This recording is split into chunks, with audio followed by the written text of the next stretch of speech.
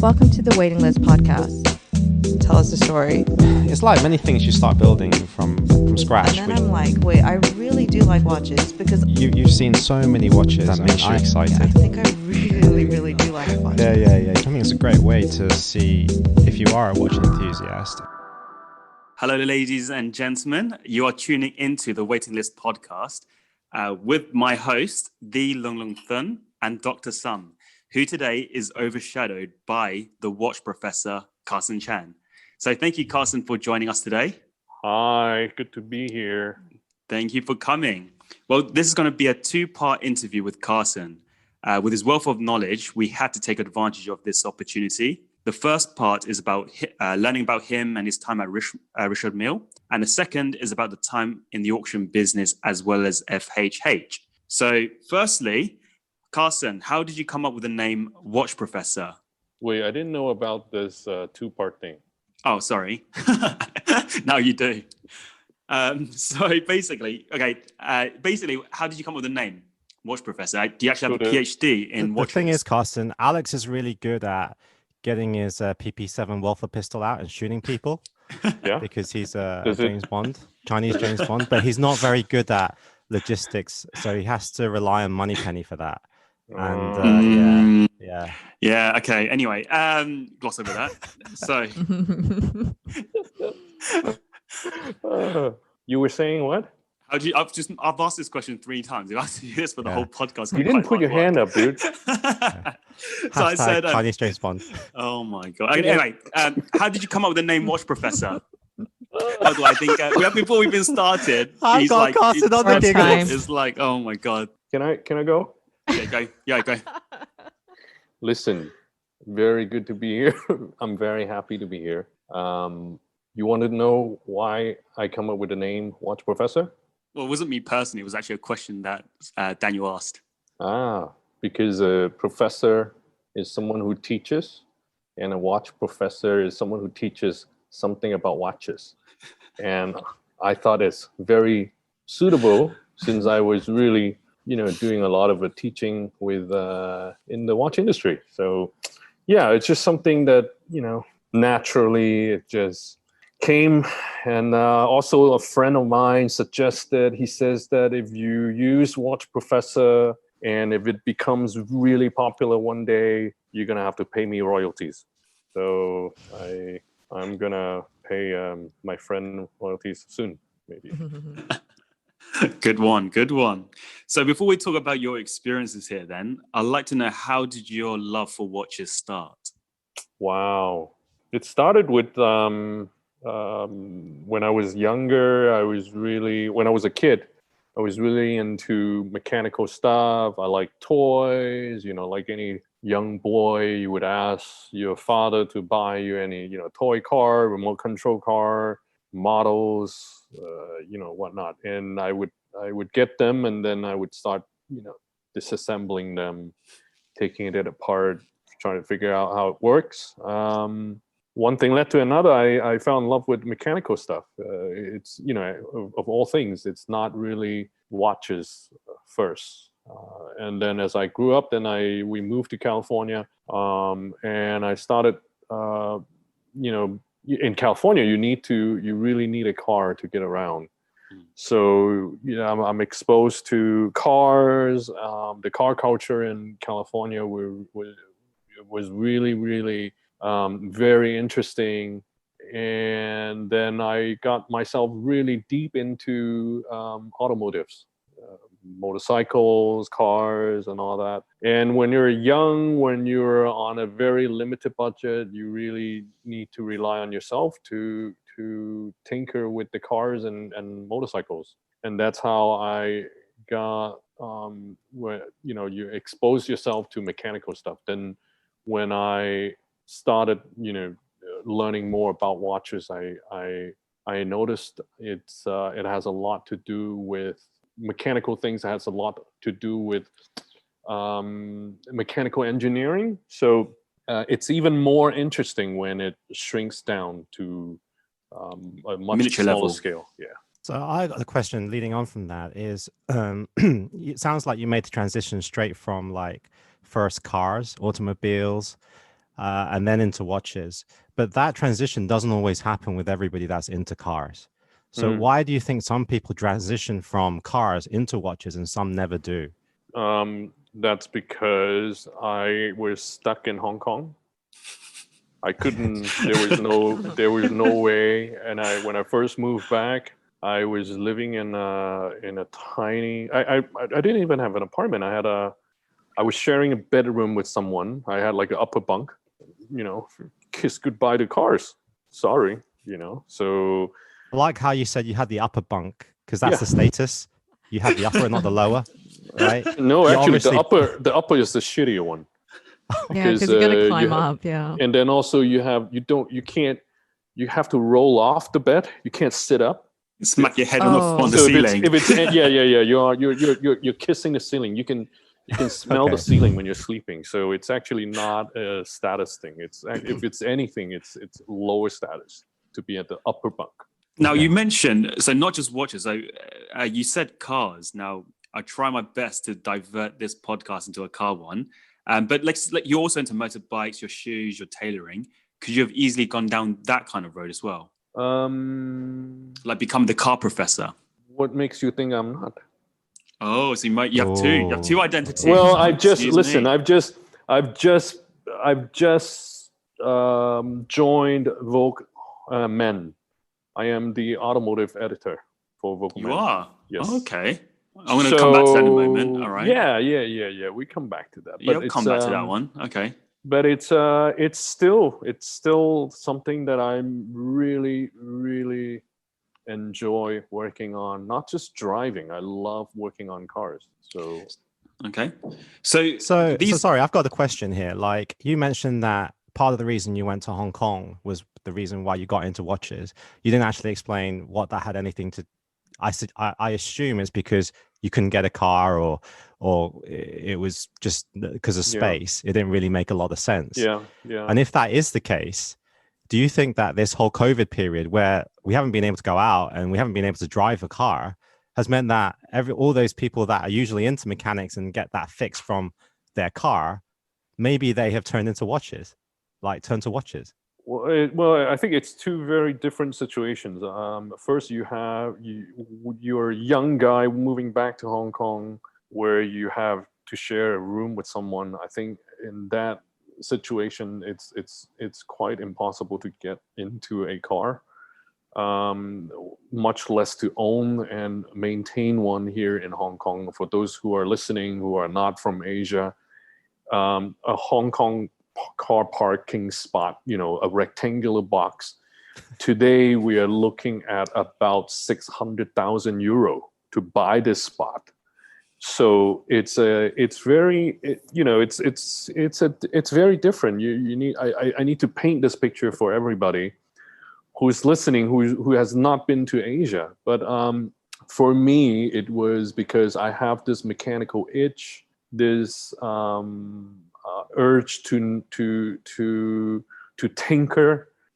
It's still there. So the fact that I found that watches actually soothes this itch quite nicely, and for the given perimeters that you have limited space, you have limited amount of resources. I think a mechanical watch, it's something of great fun that you can tinker with, you can play with, and it exercises my engineering mind.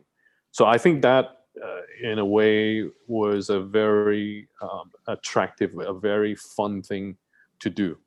I don't know if that answers you.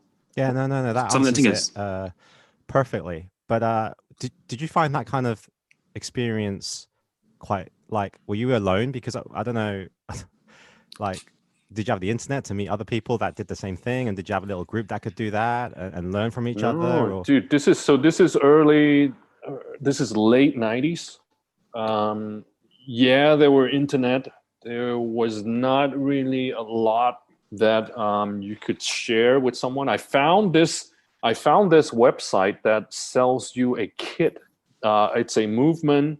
It's a movement. It's a case and it's a dial with hands, and it sells also the some basic tools. You buy this kit, you enroll into this class, and this is late 90s, so it's not like a Zoom thing. So you just log on and you have access to this page of text. You just follow the text and do everything.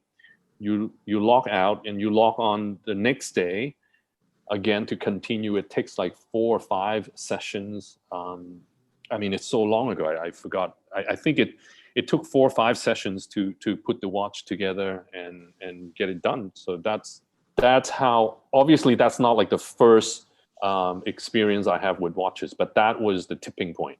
That's what really... You're tinkering, basically got your tinkering blood flowing. Yeah. So in our podcast, Carson, we do try our best to inspire and motivate the young generation to achieve certain goals. And I think, echoing what Long Long said in the past, that you have to be of some sort of caliber in order to enjoy this sort of hobby. So listen to your story of living in a bunk, sharing a room with someone. How did you manage to develop yourself to where you are today? Do you mind sharing that with our audience, please? You mean in terms of like business, watch collecting? Well, watch collecting and even your own business, for example. I think for the younger generations, I think one thing that is extremely important, and I see a lot of young professional are lacking, is passion. I think passion is something that for me at least, it's a necessity in life. You have to be passionate about something. Whether it's watches, it's cooking, it's something. Have passion in something. If you're passionate about yoga, great, but have a passion in something, because I see a lot of younger people really don't have. Well, someone says that, my passion is making money.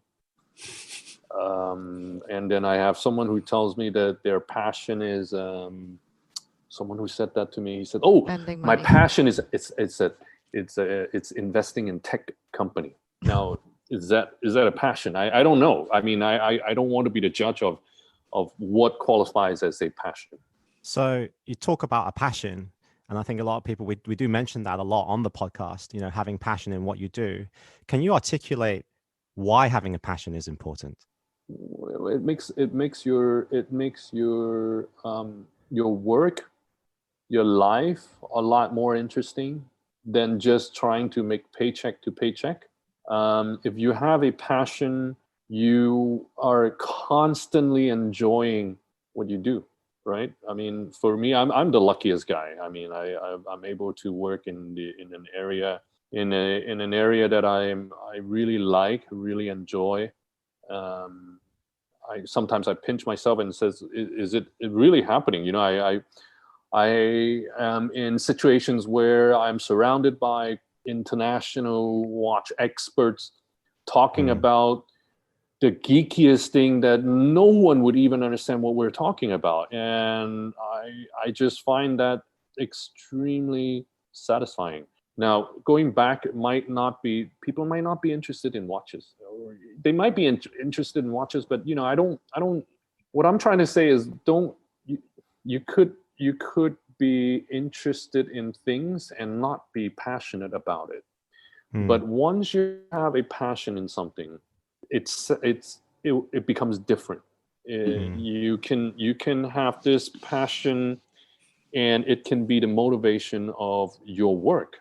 It could be you could be passionate about watches, but you're working in finance, and the passion of watches is the driving force for your financial work.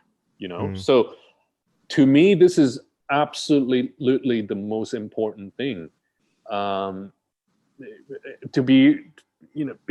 You'd be surprised. I have met so many people who doesn't have a passion, who can't tell you what their passions are. Yeah. So this is exactly what the point I was going to bring on to, because Long's going to love this. I actually logged on to, I've got to get this right, otherwise you'll kill me. Tom Billio. Tom Billio. I know. Tom Billio, right? I know you. Yeah, go on.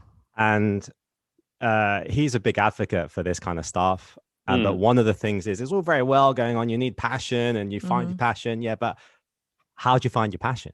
You know, a lot of people, we have to keep bringing it back, because for us, I think a lot of us have found our passion, right? Or at least found what we're good at. So it's easy for us to say, yeah, it's like that.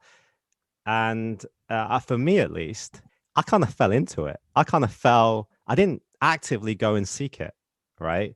I feel it was more of a mistake. I think maybe it's coincidences all came together, whole impact theory thing. But how would you go about trying to find your passion if you start from nothing, if you're just like a college grad? I don't think you go and find it. I mean, it's not something. It's not, to me. It's something that you grow into it.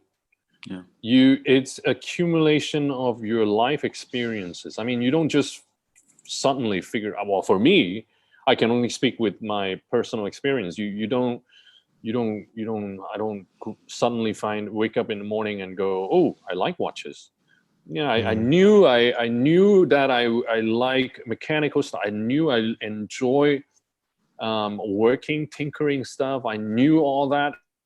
And then I found out, okay, well, because of space constraint, I couldn't play with cars for the time being. And I figured out, could I be passionate about typewriter repair? I could be, but, fortunately. Well, there's a typewriter behind you. I know that because I've been into your typewriter Chan professor. Cave.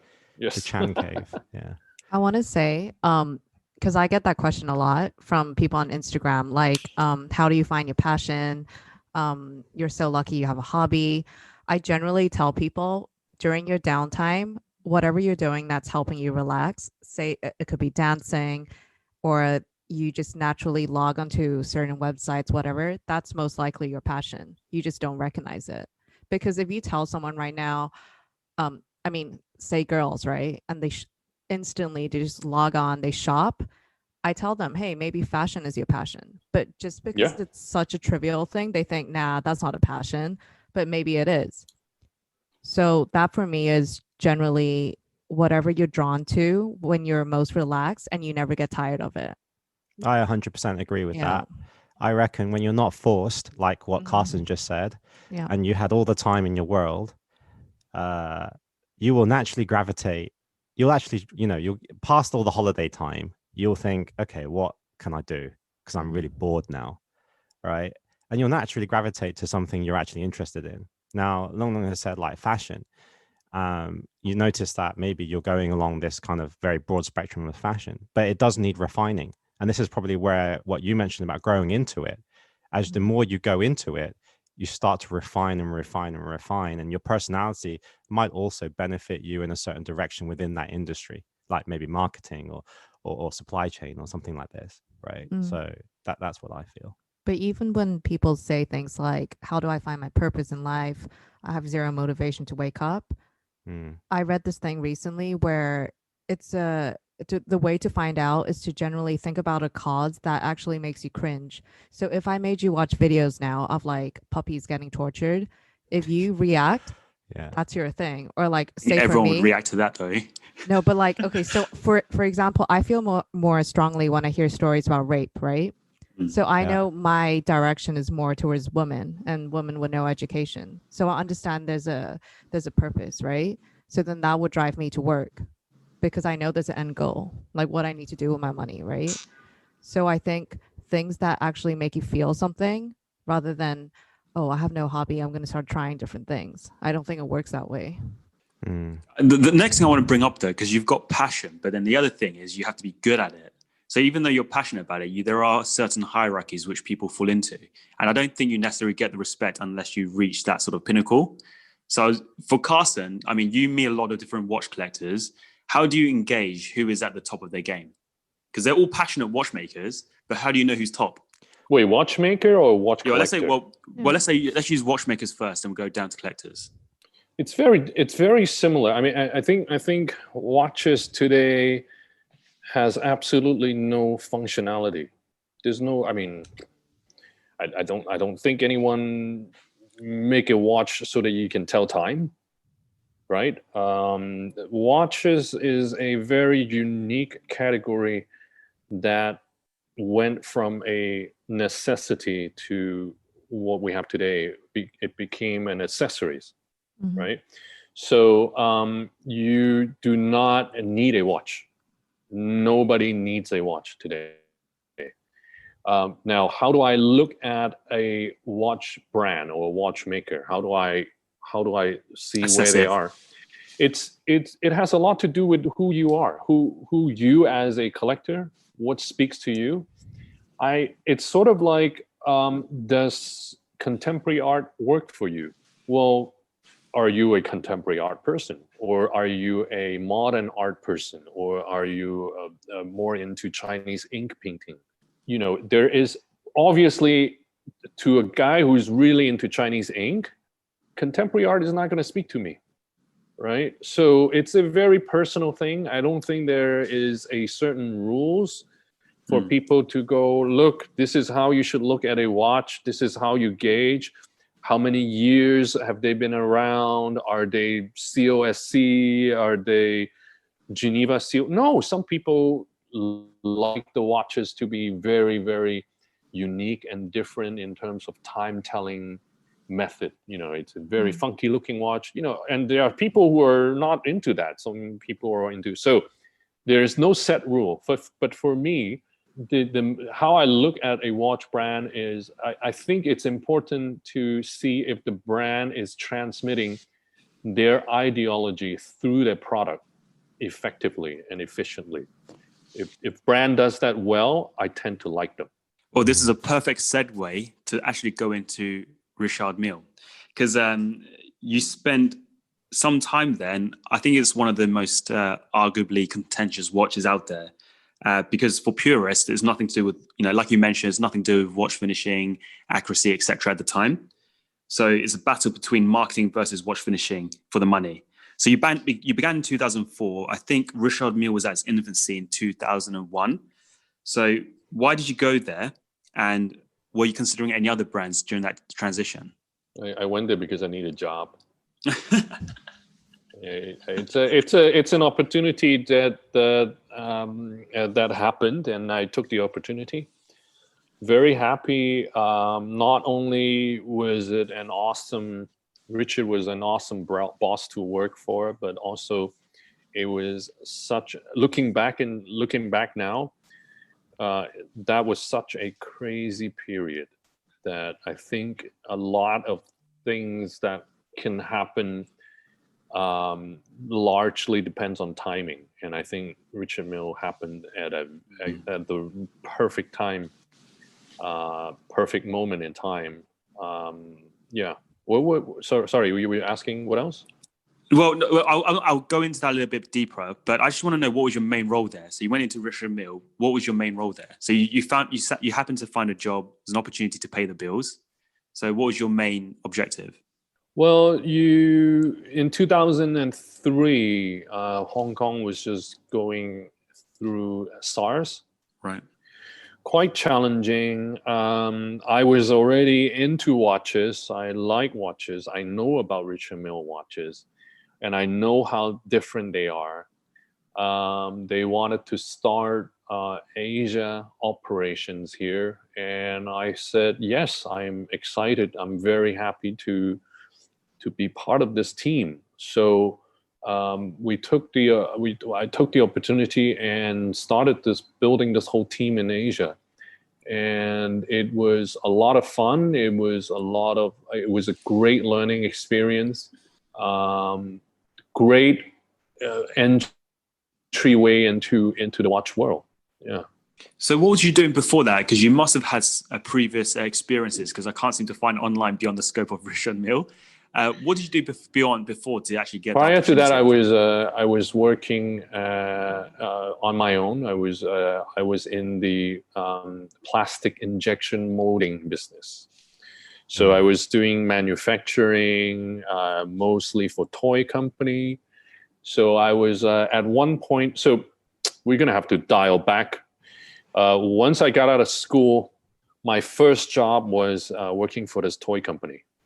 and I was the production manager. I was already, again, there's something just falls into place. I'm the production manager, so I have to read all the blueprints every day, manufacturing, trying to figure out what are the weakness, what are the weak points, how do you strengthen those points, how do you create a process of manufacturing to make it smooth, making sure the delivery is on time, in the toy industry. So then one thing led to another. I moved to another segment of toy. I was doing cut and sewn toys, so plush toys, doing teddy bears and all the cut and sewn toys at play tents, and then Barbie dolls. At one point, I was the supplier for a major toy company for their private label. So you have Barbie, and then you have something kind of like a knockoff. Barbie. Yeah, knockoff Barbie. So Sad Barbie. Yeah. And then after that moment, how did the watch job opportunity come up? Because I'm assuming you're still in the plastic industry. Hang on. Sorry, Alex, right? I just want to know, like, you talk about that critical period and timing of Richard Mille, right? What was that critical period? Why did Richard Mille make it in that period? Like, and how did he operate to maximize that opportunity? The period that I don't think he maximized it. I think it's just timing. It's just timing. It happened. The brand happened during the boom of the new millennium economy. Between 2003 and 2007, it was just really, really going strong.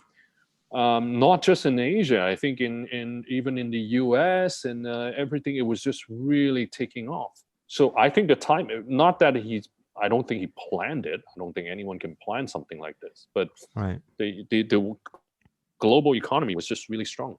So, but I mean, like, were there other brands in the same kind of situation with the same level as Richard Mille, right? But I don't think that there's a brand out there that is on Richard Mille level right now that roughly started at the same time. Or do you disagree? I disagree. Okay, look, right. FP Journe. Okay, FP Journe. Exactly the same year that they started. So it's the two of them taking very different similar path, but very different. It's similar, but it's different. Richard Mille is going to this very technical material, very different shape, whereas FP Journe went to this very new but classic look, very classic watchmaking roots. Look at where they are today. Fantastic. Okay. Yeah. So what is it about the millennium culture that helped that brand then? Like what was the millennium culture looking for, I should say? I think for Richard Mille, the brand hit a point where it started independent watchmaking culture. Okay. Prior to that, there was really very little. I can only name a few that independent brands. One of which was Equipot. I think Equipot started in the late 90s, but it didn't really take off, right? There were a small following. I was one of them. But I think Richard Mille started something really nicely, very, very niche, very strong. He's an expert in marketing. How he places his product correctly, timely, and precisely in whatever segment that he wants to do.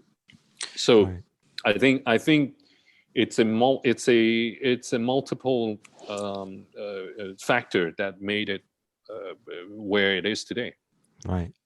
And you mentioned those two brands, right? Like FPJ, Richard Mille. What's the next one going to be, in your opinion? Can you see any signs out there in the market? I have a feeling, my gut feeling, the moment you pop this question, my gut feeling, Grand Seiko. Listen, it's the market has moved. Remember, in 2003, we still have a need for watches. There is still a need. Dude, this is when we are using Ericsson phones. Nokia's. Right? There's not even a Sony Ericsson. It was Ericsson, right? This is Motorola flip phone. Yeah. Right. So you kind of you still need. There is a need for watches. Today, that ship has sailed. There is no need anymore. It is now, the market is very much into either you have a very strong identity or a very strong quality. I think Grand Seiko is hugely undervalued. A lot of people still don't understand it. And part of it has to do with, I think Grand Seiko doesn't really promote. They don't have to market themselves. Workmanship. Yeah, I think so. So if you ask me who's coming next, I think Grand Seiko. Look, question for people who are listening. Name a watch company that has been in the same family for the longest period. So here's some homework the professor is going to give to everyone. Try and go online and uninterrupted family history of ownership of one brand, and you can do this homework and see what brand comes up. Is that hint to Seiko basically then? Seiko is definitely one of them. The other is AP. Yeah. So, okay, now I want to, because you mentioned the name, the man himself, Richard Mille, because I'm trying to understand, what was he like? Because he was going against the watch industry that was quite classical. So that was quite brave for him, if I can use that word. He's not going against. He's okay. Dude, Richard is the best guy. I love him to pieces. Best boss. And going back a little bit to what you said about, inspiring the young people or whatnot, I think young people who are just entering into the career, it's very important to pick.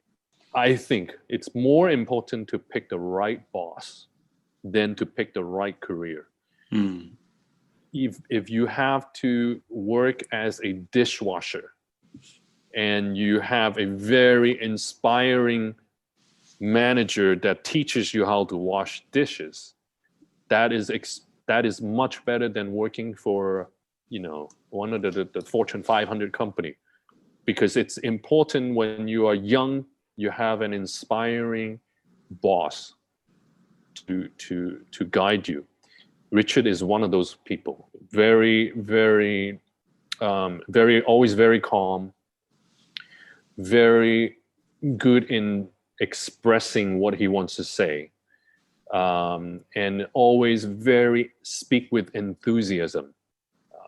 This may sound very normal. You're like, really? What? Yes, I've seen a lot of watch bosses who are extremely talented, but they just can't communicate their passion. Richard is an extremely talented communicator. He can say something and infect the whole room. Wow. Do you mind sharing one particular story? Because this sounds very exciting. Because I mean, Steve Jobs is one of those that again can speak very eloquently, very complex ideas, break it down very simply for you to just get it. Do you have like an incident where Richard Mille did something very similar? How he can explain and share the idea of the watch, the racing machine on the wrist. Now, this is very early, 2003, 2004. He would go on to, because most of the Chinese media, I would be the one who's doing the translation. So I would sit through 8, 12, even 30 interviews in the span of a few days. And every time, every media comes, they will ask the similar question or almost identical questions. And he would be able to get everybody excited about how an idea. Very early on, the RM005 has an automatic rotor. The rotor has 2 wings that you can actually adjust to manipulate the inertia to get the rotor to spin faster or slower. Just that, he would be able to spend 20 minutes talking about it. And this is at a time, you got to remember, this is at a time where no other brands are talking about, what are you talking about the rotor, you know? But he would spend 20 minutes talking about this very unique design. So now this is coming into a very interesting topic, because I think with someone with your experience of being both a watch brand and as a consultant, in what order would you put these of importance? So A is marketing, B is pricing, C is watch finishing, and number D is innovation or novelty. I'm so sorry. Marketing, pricing. There's no answer to this. I mean, again, it depends. For Richard Mille, it was pricing. Okay. Pricing was one of the biggest. A lot of people say, "Oh my God, it's so expensive." Exactly. Well, that's the first thing you say, right? But we never talk about, why you were in the company. You don't talk about that is part of the attraction. But no. But then if you're another brand, there's no one single formula for everyone. So to me, no, I can't. I don't even know how to answer that. I mean, really, it's depending on which brand you're talking about, what sort of direction you're going for. If it's undone, the watch brand, the it's pricing also, but it's in terms of a very affordable pricing, in a very unique look, very vintage look, and such, right? So no, I don't think there's an answer for that. How about Daniel and Longland? Do you guys have any perspective on that? On what? So when you think of a watch company, let's say you've got the marketing, pricing, watch finishing, and innovation. What order do you think these should be placed of importance, or you think they're all different? Just like Carson said. Like personal choice when I buy a watch, or just in general? Personal choice. Your personal choice. Like, Dan, you can go first. I actually don't think about that stuff like that in a particular order, right?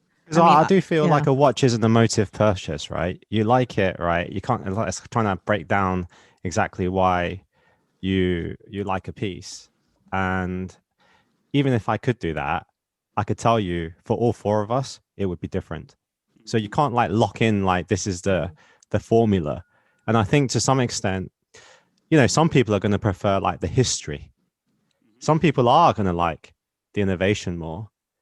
Some people are going to like, the design, the unique designs, or even the fact that it's so limited, right? People buy into different things. But I will say, going back to what Carson said earlier, it's hard to get a connection with a brand if the brand doesn't communicate with you effectively what that brand actually stands for, right? So if you can't make that initial connection with the brand, you can't really get that emotional attachment with the brand. And I think that emotional attachment is what essentially makes you put the money down. So, okay, let me reverse it. Carson, you go ahead, sorry.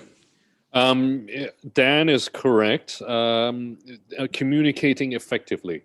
Now, it's easy to give you good example, but I also want to give you some bad example. Yes, please.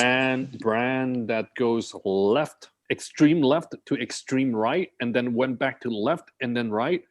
I mean, I don't want to name names, but you have brands that go from classic look, then 1 year later, they're like, oh, wait a minute, we're going to flamboyant look.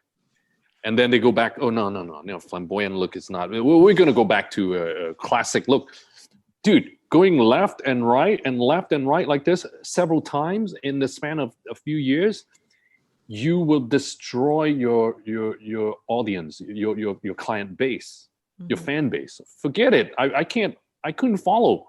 What are you? Are you flamboyant or are you classic? Whatever you do, I think consistency is very, very important. Yeah, I would say that kind of lesson isn't just wholly limited to watch brands. Like, exactly. If you have a product offering and you're your company and your product offering, and the customer can't say quickly in their mind what your product offering is, there's a big problem, right? And if you keep changing to the will of the customer, because you have this customer wants that customer wants this, what you do is you just make it so confused, and so nobody knows what you're actually selling. But I want to challenge that, because in the car industry, Carson will back me on this. There has been a recent phenomena on 4x4 vehicles. So most supercars, like let's say Lamborghini, Porsche, were known for their sports cars. And then all of a sudden, Rolls-Royce as well, but well, not really for the sports cars. But then once everyone started wanting their big cars, you started seeing everyone doing 4x4s. Like there's not one company I don't think has succeeded in that. All right, I'm just going to put something out there for Carson answers, right? When you think of Lamborghini and whoever that do 4x4s, you don't think they do 4x4s. You think sports car. You think sports, right? You think luxury. You don't think 4x4. So I disagree with that. Well, the Urus though is outsold the Aventador and Huracan put together. Yeah, but it doesn't mean that that's the main image in people's minds just because it outsold more, right? Well, what's your take, Carson? Sorry, you're going to say something. Yeah, very interesting. Alex brings cars into the conversation. I had this exact thinking a few days ago, just walking down the street. I was thinking, what is happening with the car industry, right? And I might be over generalizing. I think whenever a car brand gets into a big group, a conglomerate, it start destroying their image, destroying their DNA. The Porsche that I know made only one type of cars. One. Sports cars. Yeah, that's it. GT and sports cars. Yeah. Okay. Once they belong to a group, they started making the Panamera, the Cayenne, the Macan, Taycan. So I can only think it's because they are working under a group. Now, Lamborghini, I have to defend Lamborghini. 4x4 did not just happen this year. Lamborghini 4x4 started in the 1980s, 70s. Yeah. So they've already had it. So if anything, they were legit. They've had it. Okay. LMP2 is it? What's the reference for that car? LM002. That's the one. Yes. So. LM002. So. Yep. Now, if I may, going into the fashion industry, Berluti. I love Berluti shoes. I had the honor to meet Olga when she was in Hong Kong. This is pre-LVMH. Olga came to Hong Kong to do a trunk show. We met her. There's a small French woman. She's very, very passionate about what she do. They also make some belts, and that's it. I just walked down the Berluti shop in Central. Bags, leather jackets, everything. I mean, football table. Really, come on. It's really and tennis shoes. Yeah. Sneakers. I mean, sorry, and for me, I'm more into. So I'm moving on to other brands, brands that just making, something that they're really good at. But maybe this is where the global economy is moving toward. Everyone is trying to make everything, but that's my take. But from a business, I'll go back to watches, because there's been a phenomena with bracelet watches, stainless steel, blue dial, and before there's only probably a handful of makers that did it. But if you was to go down a watch shop, you could probably find every single brand has some form of stainless steel watch with a blue dial. So again, I think the watches have to entertain in some ways, sometimes the clients and customers, because that's what's in demand. Yes, but I feel that's a little bit overgeneralizing. Okay. You could have a collection of. Look at Bell & Ross. Bell & Ross made the new collection with the stainless steel bracelet with the interchangeable. Yeah. You might not be a fan I'm this. You might not be a fan, but I absolutely agree with the direction of the company. They have to come up with a collection that does not cannibalize themselves. A lot of companies start making similar things that is so similar that I started losing track of, wait, how is this different from this one? And how is this one different from this one? Yeah. So there is a fine line. Obviously, there's a box that you need to stay within. But what I said earlier, from left to right, that's just too much. But I think having a collection with stainless steel bracelet and rubber strap and blue dial, the color dial changes has a lot to do with the economy. When the economy is weak, brands are going toward changing color dials to create a new look without overly investing and spending the resources. Okay. And I do want to touch back because we're digressing a little bit, but I want to talk about marketing here. So you mentioned Grand Seiko, who you think is this like the silent sleeper or something. How do you think they should market themselves so that they're in that capacity where people recognize that they're a quality brand? I think Japanese culture comes into play in this situation. They are very understated. They don't really brag about their quality, but you see on Instagram a lot of accounts are doing the macro shots. What's the snowflake?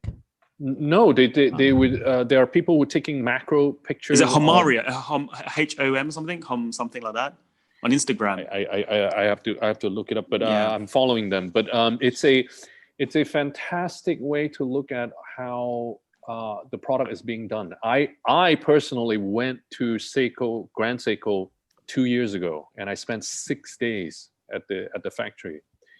I could not believe it when I saw how they blew their hands. I've been to so many watch manufacturers that I've lost count. This is the only place where I see them bluing their hands one at a time. That is just insane. They actually blew it one at a time. To me, that is really something very rare that you don't see in today's manufacturing method. They really go back to the way that they did. Each of their indexes, the hour indexes, each of them has 8 facets. And you see this guy is shaving each one. It was incredible. It gave me goosebumps. I had like tears coming out of the factory.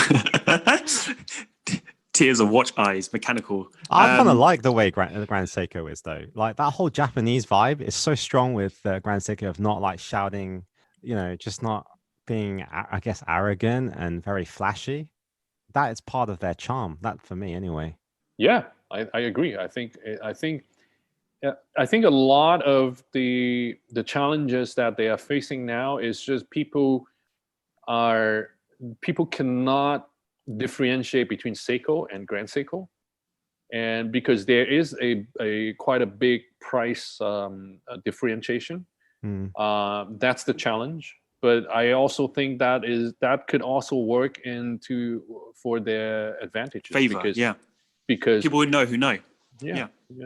I think so. I quite like that. No, I think you're right. I think the Japanese, if they know how to market, I think they would be a lot more, it's powerful. But again, it goes against what Daniel and Carson just said. It might not actually be on their favor. So let's speak about the perspective of RM. Because a lot of comparisons have always been spoken about of Frank Mille and to some extent Panerai. What do you think will stop Richard Mille going down that route? I don't say again. So when Frank Mille was hyped up and it was going for a craze, and even Panerai's were quite hot at a time. What do you think will stop RM from going down that route? Because they've been regularly compared. Have really? Yeah, a few people say it's like Frank Mille is maybe not. Personally, I wouldn't. I won't compare. The production number are not comparable. It's very low production, and it's not. They never. Well, RM, as far as I remember, they never called themselves master of complications. And Panerai changed a lot. Panerai went from a cult-like brand, which has absolutely, when it was cult-like, it has absolutely nothing to do with the movements. Who cares about Panerai movements? It's the 6497. It's very basic a workhorse. It's a tool watch. It was never about in-house movement. Look at and then it transformed to a more mass brand today. The evolution of the brand made the following also changed. But I don't think it's a bad thing. It's just a different. Look at Longines. Is Longines an interesting brand? Hell yes. I think any world-class collectors should own one of these Longines from the 1940s. Okay. But Longines today, it moved on to a different brand. It's a different strategy. Yet they still make some of the products today are very, very interesting. I wouldn't mind. I have Longines, modern ones. So I think it's I don't think a lot of people thinking like, oh, the brand is going down this route, and that's what makes it interesting. That's what makes you want to collect. I like RM from 2000s. Some people like Panerai from even not from 1990s. From actually, they want Panerai from the 1940s. Yeah. So that's what makes watch collecting fun. Yeah. Okay, now you touched upon this because Richard Mille is an independent brand, but you said sometimes when brands go inside a group, they do kind of lose their identity. So do you think it's more advantageous to be an independent kind of brand working in your own pace rather than being inside a group? Absolutely. I think so. I think it's, look at the smaller brands. Look at H. Moser. I love H. Moser. Moser is a smaller brand. They still can do crazy things. They can do. I mean, what other brands have you seen that went into this Muji direction where they have absolutely no branding on the dial? I love it. And will they be bought by a conglomerate some years later? I don't know, but I enjoy it now. I enjoy them now. I love the product now. The ability to make cylindrical hairsprings. I mean, there are maybe a handful on the market that has this technology, this ability to do it. They can do it. I love it. It's one of the sleeper as well. I think you guys have had the opportunity to meet Michael Friedman, right? From AP. Yeah, and I think he is quite a big advocate and voice of saying he thinks watch brands shouldn't be in any conglomerate. They should always keep their independency if you're in it for the long term. But he is someone I really respect and what he says. Like, he's so knowledgeable. He's a bit like Carson. So going back to, I think being in a group, and if we just take 2 steps back, any brand that went into a group, it kind of loses that identity, that DNA. Berluti, it's now they're doing this and that, and then cars. I mean, you have car brands that's doing the BAC mono, right? It's a very purposeful car. It's not practical. Don't buy this car if you want it.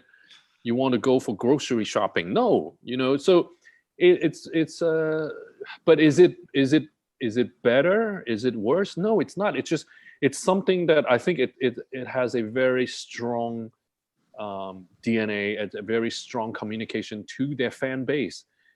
of what they are and what they are making. And I think look at and MBNF, right? MBNF is very much. I can't really say what MBNF is, but everyone who knows MBNF, you know what MBNF stands for, right? It's the Busy designs, yeah. The design, the gathering of all the creative mind. It's not about time telling. Sometimes it take me like a full minute to see what time it is, but it's not about that. It's, you know, if you want the ease of telling time, maybe you shouldn't buy an MBNF, right? It's about the appreciation of design, creativity, and sometimes a lot of technical innovation that's gone into it. So to sum up everything that we've talked about up until this moment, I think it's really important for those who love watches, please beef up your own knowledge. I think you need to have a good knowledge base to be able to navigate this really colorful watch industry at this moment in time. You have to have some knowledge to be able to enjoy and to appreciate what you see. Otherwise, you will be lost. You're like, wait, they said that they're the best, or this says that they are the best, or they are the first to do this, and they're the first to do this. I think you need to have a good understanding in order for you to enjoy watch collecting. You have to evaluate it yourself, basically. Yeah. Okay, so now before we move on to the second interview, because I think I'm quite enjoying this one, but what made you leave RM? Because you was experiencing at the peak, almost not at the peak, but it was rising up really rapidly and well, and you built the team in Asia. It was growing well here. Why did you decide to leave? It's a lot of long working hours, combination with another phenomenal, fantastic opportunity. The two things combined, and I have just my first child was born. And I wanted to spend more time with her. So that's why I took the opportunity and moved on to my next adventure. Wow, that was amazing. I guess on that note, we'll end it there before we continue for part two. But thank you, Carson, for delving deep into the world of RM and also other brands that I think our listeners would appreciate. So do stay tuned for the next episode, and I'm going to have Carson on again very soon. So stay tuned, guys. Thank you. Thank you, Carson. Thank you. Thanks. All right, see you guys soon. Thank you for tuning in to the Waiting List podcast. Hit the subscribe button, and the next episode will come straight to your phone as soon as it's ready. Whilst I'm here, please remember to leave a nice review and follow us on Instagram at the Waiting List podcast.